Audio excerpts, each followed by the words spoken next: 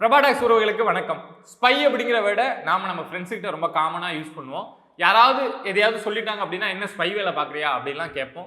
But இந்த spy அப்படிங்கிற வார்த்தைக்கு உரித்தான ஸ்பைனா இவர் தான்ப்பா ஹீரோ அப்படின்னு சொல்லக்கூடிய ஒரு நபர் இருக்கார், ஏலி கோஹன். இன்னைக்கு இஸ்ரேலோட உளவு பிரிவு வந்து இவ்வளவு பெருசா இருக்கு, உலகத்திலேயே மொசாட் தான் பெருசு அப்படின்லாம் பேசுறோம். இது ஒரு காலத்துல ரொம்ப நார்மலா இருந்த ஒரு அமைப்பு தான். பட் ஒரு அந்த டிரான்ஸ்ஃபர்மேஷன் அப்படிங்கிறது நடந்திருக்கும்ல. சாதாரண ஒரு அமைப்பா இருந்த மொசாட் வந்து எப்படி இந்த அளவுக்கு பெருசா மாறினாங்க அப்படிங்கிற ஒரு கேள்வி இருக்கும்ல. அந்த டிரான்ஸ்ஃபர்மேஷன் நடக்கிறதுக்கு ஒரு முக்கிய நபரா இருந்தவர் தான் இந்த ஏலி கோஹன். இன்னைக்கு இஸ்ரேல் அப்படிங்கிற ஒரு நாடு, ஒரு சின்ன நாடு, 1 கோடி மக்கள் தொகை கொண்ட ஒரு நாடு. சுத்தி இருக்கக்கூடிய எல்லா நாடுகளும் இஸ்ரேல் அப்படிங்கிற ஒரு நாடு இருக்கவே கூடாது அப்படிங்கிற ஒரு நிலப்பரப்பே இருக்கக்கூடாது அப்படின்னு நினைக்கிறாங்க. ஆனாலும் இஸ்ரேல் வந்து எல்லாரையும் எதிர்த்து சண்டை போட்டுட்டு இருக்காங்க அப்படின்னா அதுக்கு முக்கிய காரணம் மொசாட் தான். யோசிச்சு பாருங்க, நடுவுல ஒரு வீடு, சுத்தி இருக்கக்கூடிய 10 வீட்டுல இருக்கக்கூடியவங்களும் இந்த வீடே இங்க இருக்கக்கூடாது அப்படின்னு நினைக்கிறாங்கன்னா அந்த வீட்டுல இருக்கக்கூடியவங்க தூங்க முடியுமா, அங்க இருக்க முடியுமா?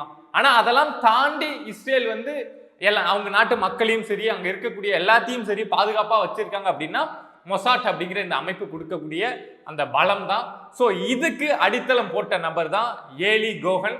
1924 எகிப்துல பிறந்த ஒரு யூத இனத்தை சேர்ந்தவர் ஏலி கோஹன். அந்த டைம்ல 1930-35 காலகட்டத்தில் யூதர்களுக்குன்னு ஒரு தனி நாடு வேணும் அப்படிங்கிற கோரிக்கை உலகம் ஃபுல்லாவே இருந்தது. எங்கெங்க யூத மக்கள் வாழுறாங்களோ எல்லாருமே அவங்களுக்குன்னு ஒரு தனி நாடு வேணும் அப்படிங்கிற கோரிக்கையை வைக்க தொடங்குறாங்க. அதே நேரத்தில் ஹிட்லரோட அராஜகம் அப்படிங்கிறது தெரியும் யூதர்களுக்கு எதிராக. ஸோ அந்த நேரத்தில் யூத மக்களுக்கு தனி நாடு வேணும், அவங்களுக்கு நாடு இல்லாதனால தான் இவ்வளவு பிரச்சனை அப்படிங்கிற சண்டை உலகம் ஃபுல்லா போயிட்டு இருக்கு. அந்த டைம்ல எகிப்திலையும் இந்த யூத மக்கள் எல்லாம் ஒன்று சேர்ந்து எங்களுக்கு தனி நாடு வேணும் அப்படிங்கிற கோரிக்கையை வைக்கிறாங்க. அந்த டைம்ல எகிப்துல இருந்த ஏலி கோஹன் அவருடைய தலைமையில சில போராட்டங்கள் அப்படிங்கிற விஷயம்லாம் நடத்துறாரு. அப்போ 1948 இஸ்ரேல் ஒரு தனி நாடா உருவெடுக்குது. ஸோ வெளியில அங்கங்க பல நாடுகளில் வாழ்ந்த யூத மக்கள்லாம் நாம இஸ்ரேலுக்கு போயிட்டா பாதுகாப்பா இருக்கும் அப்படின்னு சொல்லிட்டு இஸ்ரேலை நோக்கி படையெடுக்க ஆரம்பிக்கிறாங்க. அப்படி ஏலி கோஹனோட குடும்பமும் இஸ்ரேலுக்கு வராங்க. அங்க வந்ததுக்கு அப்புறம் ஏலி கோஹனுக்கு இஸ்ரேலோட மிலிட்ரியில வேலை கிடைக்குது. பட் அவர் வேலைக்கு போறார். பட் இருந்தாலும் ஏலி கோஹனோட மனசுல நம்ம இன்டெலிஜென்ஸ்குள்ள போகணும் அப்படிங்கிற எண்ணம் இருக்கு. அங்க இருக்கக்கூடிய மிலிட்ரி இன்டெலிஜென்ஸ்ல அவருக்கு ட்ரைனிங் கிடைக்குது. பட் இவருக்கு நம்ம மொசாட்குள்ள போகணும், மொசாட்குள்ள போயிட்டு ஏதாவது பெருசா செய்யணும் அப்படிங்கிற எண்ணம் தொடர்ச்சியா இருந்திருக்கு. நிறைய டைம் வந்து ட்ரை பண்ணியிருக்காரு, எப்படியாவது நம்ம வந்து இதை விட்டுட்டு நம்ம மொசாட்குள்ள போயிடணும் அப்படின்னு. பட் அவரால் முடியவே இல்லை. ஒரு கட்டத்துக்கு அப்புறம் அந்த வேலை போர் அடிச்சு போயிட்டு, இல்லை எனக்கு இந்த வேலையே வேணாம் அப்படின்னு சொல்லிட்டு நான் வந்து ஒரு இன்சூரன்ஸ் கம்பெனில வேலை பார்க்க போறேன் அப்படின்னு சொல்லிட்டு அந்த விட்டுட்டே வெளியில வந்துடுறார் ஏலி கோஹன். அந்த டைம்ல தான் 1959 நாடியா அப்படிங்கிறவங்க கூட ஏலி கோஹனுக்கு திருமணம் அப்படிங்கிறது நடக்குது. இந்த 1948 இஸ்ரேல் வந்து ஒரு தனி நாடா உருவெடுத்தாங்கல்ல, எடுத்துட்டாங்க. ஆனா சுத்தி இருக்கக்கூடிய எல்லா நாடுகளுமே இஸ்ரேல் அப்படிங்கிற ஒரு நாடே இருக்கக்கூடாது அப்படின்னு நினைக்கிறாங்க. பார்டர்ல இருக்கக்கூடிய எல்லா நாடுகளுமே சண்டை போடுறாங்க. அப்படி சண்டை போட்ட ஒரு முக்கியமான நாடு தான் சிரியா. அந்த 1948 தனி நாடா உருவெடுத்த இஸ்ரேல் டெய்லி பிரச்சனை அப்படிங்கிறத பார்த்துட்டு இருந்தாங்க. சிரியாவுக்கும் இஸ்ரேலுக்கும் சண்டை அப்படிங்கிறது தொடர்ச்சியா நடந்துகிட்டே இருந்தது. ஆனா இதுல என்ன ஒரு கொடுமை அப்படின்னா, இஸ்ரேலால சிரியாவை சமாளிக்கவே முடியல. சிரியா வந்து எப்படி தாக்குதல் நடத்துறாங்க, எங்கிருந்து தாக்குதல் நடத்துறாங்க, என்ன விஷயங்கள்லாம் உங்களுக்கு தெரிஞ்சிருக்கு அப்படின்னு எதையுமே இஸ்ரேலால கண்டுபிடிக்கவே முடியல. குறிப்பா என்னன்னா, எங்க இருந்து தாக்குதல் நடத்துறாங்க, எங்க இருந்து நம்ம மேல இந்த பயங்கர தாக்குதல் நடக்குது அப்படிங்கிற விஷயத்தை இஸ்ரேலால கண்டுபிடிக்க முடியல. தொடர்ச்சியான அடிதான். ஸோ இந்த டைம்ல இஸ்ரேலோட ஆர்மி என்ன பண்றாங்க அப்படின்னா, ஆர்மியும் சரி அங்க இருக்கக்கூடிய கவர்மெண்ட்டும் சரி, சிரியா வந்து எப்படி நம்ம மேல தாக்குதல் நடத்துறாங்க, ஏன் சிரியாவோட தாக்குதலை நம்மளால முறையடிக்கவே முடியல அப்படிங்கிற விஷயத்த நம்ம கண்டுபிடிச்சா மட்டும்தான் இஸ்ரேல் அப்படிங்கிற ஒரு நாடு இந்த இடத்த இருக்க முடியும் அப்படின்னு முடிவு பண்ணிட்டு சிரியாக்குள்ள ஏதாவது ஒரு இன்டெலிஜென்ஸை ஒரு ஸ்பையா அனுப்பணும் அப்படிங்கிற முடிவு பண்றாங்க. அதுக்காக நிறைய பேரை தேட ஆரம்பிக்கிறாங்க, யாரையாவது சிரியாவுக்கு அனுப்பணும் அப்படின்னு. நிறைய பேரை தேடி பார்க்குறப்போ ஆல்ரெடி ஏலி கோஹன் மிலிட்ரியில ஒர்க் பண்ணியிருந்தார்ல, அந்த டாக்குமெண்ட்ஸ், அந்த ஃபைல் அங்க இருக்கக்கூடிய ஒரு முக்கியமான நபர் கண்ணில் படுது. ஸோ அவர் எடுத்துட்டு இந்த நபரை சூஸ் பண்ணலாம் அப்படின்னு சொல்லிட்டு கூப்பிட்டு ஒரு வருஷம் ட்ரைனிங் கொடுத்துட்டு அதுக்கப்புறம் அனுப்பலாம் அப்படின்னு முடிவு பண்றாங்க. ஆனா ஏலி கோஹனுக்கு ஒரு 6 மாசம் ட்ரைனிங் அப்படிங்கிறது கொடுக்கப்படுது. கொடுக்கப்பட்டதுக்கு அப்புறம் அங்கிருந்து அர்ஜென்டினாவுக்கு ஏலி கோஹன் அனுப்பப்படுறார். அங்க ஏன்னா இங்க இஸ்ரேல்ல இருந்து டைரக்டா சிரியாவுக்கு யாருமே போக முடியாது, சிரியா அதுக்கு ஒத்துக்கவே மாட்டாங்க. அப்படிங்கிறப்போ அர்ஜென்டினாவில் போயிட்டு தன்னை ஒரு அர்ஜென்டினா நபரா காட்டிக்க ஆரம்பிக்கிறார் ஏலி கோகன். அங்க போனதுக்கு அப்புறம் அவருடைய பேரை கூட அர்ஜென்டினாவில் இருக்கக்கூடிய அந்த பேர் மாதிரி மாத்திக்கிறார். அங்க போயிட்டு தன்னை ஒரு பெரிய பிசினஸ் மேன் மாதிரி காமிச்சிட்டு அடிக்கடி பார்ட்டி அப்படிங்கிறது நடத்துறது. அங்க இருக்கக்கூடிய கவர்மெண்ட் அபிஷியல்ஸ், மிலிட்டரி அபிஷியல்ஸ் எல்லாரையும் கூப்பிட்டு பெரிய லெவல்ல ரொம்ப ஹைடெக்கா அந்த பார்ட்டி அப்படிங்கிறது நடத்துறது. ஸோ அப்போ அங்க இருக்கக்கூடிய மிலிட்டரி ஆபீசர்ஸ் கூட ஏலி கோகனுக்கு அந்த கான்டாக்ட் அப்படிங்கிறது கிடைக்குது. ஏன்னா அவருடைய டார்கெட்டே அந்த கான்டாக்டை வளர்த்துக்கணும் அப்படிங்கிறது தான். ஸோ அதே மாதிரியே அவர் திட்டமிட்டபடி அவருக்கு அந்த கான்டாக்ட் அப்படிங்கிறது கிடைக்குது. அப்போ அங்க இருந்த அந்த மிலிட்டரி ஆபீசர் மூலமா சிரியாவில் இருக்கக்கூடிய அமீன் அல் ஹபீஸ் அப்படின்னு சொல்லக்கூடிய ஒரு மிலிட்டரி ஜெனரலோட கான்டாக்ட் அப்படிங்கிறது ஏலி கோகனுக்கு கிடைக்குது. இவரும் தான் அதுக்கப்புறம் நடந்த கதையில ரொம்ப முக்கியமான நபர்களா மாறுறாங்க. அமீன் அல் ஹபீஸ் இருக்கார்ல, சிரியாவோட மிலிட்டரி ஜெனரல். அவர் என்ன பண்றாரு அப்படின்னா அவங்க கவர்மெண்ட் தரப்புக்கு ஒரு ரெக்கமெண்டேஷன் லெட்டர் அப்படிங்கிறத கொடுத்து ஏலி கோகன் வந்து நம்ம நாட்டுக்கு வந்தாரு அப்படின்னா நல்லா இருக்கும் அப்படின்னு சொல்லிட்டு அர்ஜென்டினாவில இருந்த ஏலி கோகனை இவருடைய ரெக்கமெண்டேஷன்ல சிரியாவுக்கு கொண்டு வரார். இங்க வந்த ஏலி கோகன் அங்க அர்ஜென்டினாவில் என்ன பண்ணிட்டு இருந்தாரோ அதே மாதிரி இங்க இருக்கக்கூடிய பெரிய பெரிய மிலிட்டரி ஆபீசர்ஸ், கவர்மெண்ட் சம்பந்தமா இருக்கக்கூடிய எல்லாருக்கும் பார்ட்டி கொடுக்கறது, தன்னை ஒரு பெரிய பிசினஸ் மேனா காமிச்சிக்கிறது அப்படிங்கிற விஷயத்த தொடர்ச்சியா செய்யறார். அங்க பார்ட்டிக்கு வரவங்க கூட பேசுறது, எதை மாதிரி இந்த அட்டாக் நடக்குது, எப்படி இஸ்ரேலை தாக்குறாங்க அப்படிங்கிற விஷயத்த சின்னதா அங்க இருக்கக்கூடிய யாருக்குமே சந்தேகம் வராம ஏலி கோகன் பண்ணிட்டு இருக்காரு. ஏன்னா ஏலி கோகன் மிலிட்டரி ஜெனரலா இருக்கக்கூடிய அமீன் அல் ஹபீஸோட நண்பர் வேற, அதனால எல்லாருமே அங்க வராங்க. அப்படிங்கிறப்போ ஏலி கோகனுக்கு அங்க நடந்துட்டு இருக்கக்கூடிய விஷயங்கள்லாம் கலெக்ட் பண்றது அப்படிங்கிறது ரொம்பவே ஈஸியா இருக்கு. அவரால் முடிஞ்ச அளவுக்கு அங்க இருக்கக்கூடிய இன்ஃபர்மேஷன்லாம் கலெக்ட் பண்ணி இஸ்ரேலுக்கு அனுப்புறது அப்படிங்கிற விஷயத்த செஞ்சுட்டு இருக்கார். இந்த டைம்ல தான் அமீன் அல் ஹபீஸ் என்ன பண்றாரு அப்படின்னா, நாம ஆட்சியை பிடிச்சிடலாம், எல்லா மிலிட்டரி ஆபீசர்ஸும் நாம சொல்றதை கேட்கிறாங்க, ஸோ பிரசிடென்ட்டை தள்ளி விட்டுட்டு நாம ஆட்சியை பிடிச்சிடலாம் அப்படின்னு முடிவு பண்ணி ஒரு நாள் ஏலி கோகன் தலைமையில ஒரு பெரிய பார்ட்டி அப்படிங்கிறது நடக்குது. அங்க மிலிட்டரி ஆபீசர்ஸ் எல்லாத்தையும் ஒன்று சேர்த்து இதை மாதிரி ஒரு பிளானை பண்ணி ஒரே நாள் நைட்ல அங்க இருந்த பிரசிடென்ட் அப்படிங்கிறவர் அவருடைய பதவியிலிருந்து கீழே இறக்கப்பட்டுட்டு அமீன் அல் ஹபீஸ் வந்து அங்க பிரசிடென்டா மாறுறார். ஸோ ஆல்ரெடி இவங்க ரெண்டு பேரும் ஏலி கோகனும் அமீன் அல் ஹபீஸும் நல்ல நண்பர்கள். ஸோ அவர் பிரசிடென்டா மாறினப்போ இன்னும் அந்த கவர்மெண்ட்ல ஏலி கோகனுக்கு முக்கியத்துவம் அப்படிங்கிறது கொடுக்கப்படுது. சொல்ல போனா டிஃபென்ஸ் மினிஸ்டர் ஆயிடுவார் கொஞ்ச நாள்ல அப்படின்னு சொல்லப்பட்டு இருந்த நேரம். ஏன்னா மிலிட்டரி சம்பந்தமான எல்லா இடத்துக்கும் ஏலி கோகனால ஈஸியா போக முடியும், எங்க வேணாலும் போய் பார்க்க முடியும் அப்படிங்கிற இடத்த ஏலி கோகன் அடைஞ்சிட்டார். அவர் எதை நோக்கி வந்தாரோ அந்த பயணம் அப்படிங்கிறது அவருக்கு சரியா அமைஞ்சுக்கிட்டே இருந்தது. அப்போதான் ஒரு நாள் கோலன் ஹைட் அப்படின்னு சொல்லக்கூடிய சிரியாவில் இருக்கக்கூடிய ஒரு உயரமான முக்கியமான பகுதி, இப்போ நடந்துட்டு இருக்குல்ல இந்த வார்ல கூட இந்த பேர் அப்படிங்கிறது கேள்விப்பட்டிருப்பீங்க. ஸோ அந்த இடத்துக்கு ஏலி கோகனுக்கு போவதற்கான வாய்ப்பு அப்படிங்கிறது கிடைக்குது. அங்க போய் பார்க்குறப்போ ஏலி கோகனுக்கு பெரிய ஷாக். இவ்வளவு நாள் சிரியா எங்க இருந்து தாக்குதல் நடத்துறாங்க, ஏன் இஸ்ரேலால அவங்க தாக்குதலை முறையடிக்க முடியல அப்படின்னு பல கேள்விகள் இருந்ததுல, அதுக்கான பதில்கள் எல்லாமே அந்த கோலன் ஹைட்ல தான் இருந்திருக்கு. ஏன்னா அங்க இருக்கக்கூடிய பங்கர்ஸ்ல இருந்து தான் இந்த தாக்குதல் அப்படிங்கிறத சிரியா தொடர்ச்சியா இஸ்ரேல் மேல நடத்திருக்காங்க. அதனால இஸ்ரேலுக்கு வந்து எங்க இருந்து தாக்குதல் வருது அப்படிங்கிற விஷயமே தெரியல.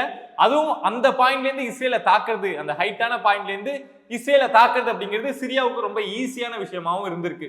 சோ ஏலி கோகன் முடிவு பண்றார், இந்த பங்கர்ஸ், இந்த இடம் வந்து பிளாஸ்ட் பண்ணப்பட்ட மட்டும்தான் இஸ்ரேலால சிரியாவை எதிர்த்து சண்டை போட முடியும், அந்த இடத்துக்கே இஸ்ரேல் நகர முடியும் அப்படிங்கிற முடிவை பண்ணி இந்த பங்கர்ஸ் இங்க இருக்கு அப்படிங்கிற விஷயத்த இஸ்ரேலுக்கு தெரியப்படுத்தணும். ஸோ என்ன பண்ணலாம், ஒரு அடையாளம் அப்படிங்கிறது வேணும் இங்க இருக்கக்கூடிய பங்கர்ஸுக்கலாம் அப்படின்னு முடிவு பண்ணிட்டு அங்க சிரியா கிட்ட சொல்லி, அங்க இருக்கக்கூடிய டிஃபென்ஸ் சம்பந்தமானவங்கள்ட்ட சொல்லி, பங்கர்ஸ்லாம் ரொம்ப ஹீட்டா இருக்கு, உள்ள இருக்க முடியல, ஸோ நிறைய மரங்கள் வளர்த்தீங்கன்னா உங்களுக்கு ஈஸியா இருக்கும் அப்படின்னு சொல்லி அவங்கள கன்வின்ஸ் பண்ணி அங்க சில மரங்கள் அப்படிங்கிறத நட வைக்கிறார். ஸோ அதே மாதிரி சிரியாவும் அங்கங்க நிறைய மரங்களை நடுறாங்க. அந்த மரம் வந்து 1 வருஷம் 2 வருஷத்துல வளர ஆரம்பிக்குது. ஸோ அந்த மரத்தை ஒரு அடையாளமா சொல்றார், இத மாதிரி மரம் இந்த பங்கர் பக்கத்துல இருக்கும், நீங்க அட்டாக் பண்ணலாம் அப்படிங்கிற விஷயத்த ஒண்ணா இஸ்ரேலுக்கு ஏலி கோகன் கொடுத்துக்கிட்டே இருக்கா. ஸோ ஒரு கட்டத்துக்கு அப்புறம் இஸ்ரேல் வந்து கோலன் ஹைட்ல இருக்கக்கூடிய பங்கர்ஸை அட்டாக் பண்ணி தாக்கி அழிக்கிறாங்க. ஸோ சிரியாவுக்கு பெரிய ஷாக், இவ்வளவு நாள் நம்ம இந்த இடத்துல இருந்து தான் இந்த அட்டாக் அப்படிங்கிறத பண்ணிட்டு இருந்தோம், இந்த விஷயம்லாம் எப்படி இஸ்ரேலுக்கு தெரிஞ்சுது அப்படிங்கிற கேள்வி. ஸோ உடனே நமக்குள்ள யாரோ இங்க இருந்து ஸ்பை வேலை பாக்குறாங்க அப்படிங்கிற விஷயத்த கண்டுபிடிச்சிட்டாங்க. பட் அது ஏலி கோகனா அப்படிங்கிற விஷயம் மட்டும் தெரியல, அவர் மேல யாருக்கும் எந்த சந்தேகமும் வரல. ஸோ நம்ம கண்டுபிடிக்கணும், யாருன்னு இதை கண்டுபிடிச்சா மட்டும்தான் இனிமேல் இஸ்ரேலை எதிர்த்து சிரியா சண்டை போட முடியும் அப்படிங்கிற முடிவுல சிரியா என்ன பண்றாங்க அப்படின்னா, இல்லீகலா சிரியாவிலிருந்து இஸ்ரேலுக்கு ஏதாவது சிக்னல் போகுதா அப்படிங்கிற விஷயத்த கண்டுபிடிக்கலாம் அப்படின்னு முடிவு பண்ணிட்டு ரஷ்யா கிட்ட இருந்து அப்போ இருந்தே சிரியா ரஷ்யா வந்து அந்த நெருக்கம் அப்படிங்கிறது இருந்திருக்கு. ரஷ்யா கிட்ட இருந்து ஒரு இல்லீகல் அந்த சிக்னலை போகக்கூடியதை கண்டுபிடிக்கக்கூடிய ஒரு மிஷின் அப்படிங்கிறத வாங்குறாங்க. வாங்கி சிரியாவிலேருந்து எங்கிருந்து இல்லீகல் சிக்னல் உருவாகுது அப்படின்னு ட்ராக் பண்றப்போ ஏலி கோஹன் தங்கியிருக்கக்கூடிய அந்த வீட்டில இருந்து தான் இந்த சிக்னல் போகுது அப்படின்னு கண்டுபிடிச்சி இவங்க ட்ராக் பண்ணி போறப்போ ஏலி கோஹன் கையும் களவுமா மாட்டிக்கிறார். இது சிரியாவுக்கே பெரிய ஷாக். இத்தனை வருஷம் ஒரு சிரியாவோட ஒரு நபராகவே வாழ்ந்து இவ்வளவு கவர்மெண்ட்டுக்கு இவ்வளவு நெருக்கமாக இருக்கக்கூடிய நபர் இஸ்ரேல் மொசாட் அமைப்பால அனுப்பப்பட்ட ஒரு நபர் அப்படிங்கிற விஷயம் சிரியாவுக்கு தெரிய வருது. இதுல இன்னும் ஷாக்கான நபர்னா அவரை ரெக்கமெண்டேஷன் லெட்டர் கொடுத்து இங்க கூப்பிட்டு வந்தார்ல அமீன் அல் ஹபீஸ், அவருக்கு தான் பெரிய ஷாக். நாம தான் இவனை இங்க கூப்பிட்டே வந்தோம், ஆனா இவன் இஸ்ரேலோட நபர் அப்படிங்கிற விஷயம் தெரிய வருது. உடனடியா ஏலி கோஹனுக்கு தூக்கு தண்டனை அப்படிங்கிற விஷயத்த சிரியா கன்ஃபார்ம் பண்றாங்க. பட் அப்போ உலகத்துல இருந்த முக்கியமான நாடுகள் எல்லாமே இந்த விஷயத்தை தடுத்து நிறுத்தணும் அப்படின்னு இஸ்ரேலுக்கு ஆதரவாக நின்னாங்க. ஆனாலும் தடுத்து நிறுத்த முடியல. 1965 ஏலி கோஹனை தூக்குல போடுறாங்க சிரியா. ஸோ அதுக்கப்புறம் அரபு நாடுகளை பொறுத்த வரைக்கும் ஏலி கோஹன் அப்படிங்கிற நபர் ஒரு துரோகி, ஒரு பெரிய குற்றவாளி, என்னென்னமோ சொல்லப்பட்டார். பட் இஸ்ரேலை பொறுத்த வரைக்கும் ஒரு ஹீரோ, மாஸ் ஹீரோ. அவருக்கு 1977 ஜெருசலத்துல ஒரு நினைவிடம் அப்படிங்கிறத உருவாக்குனாங்க.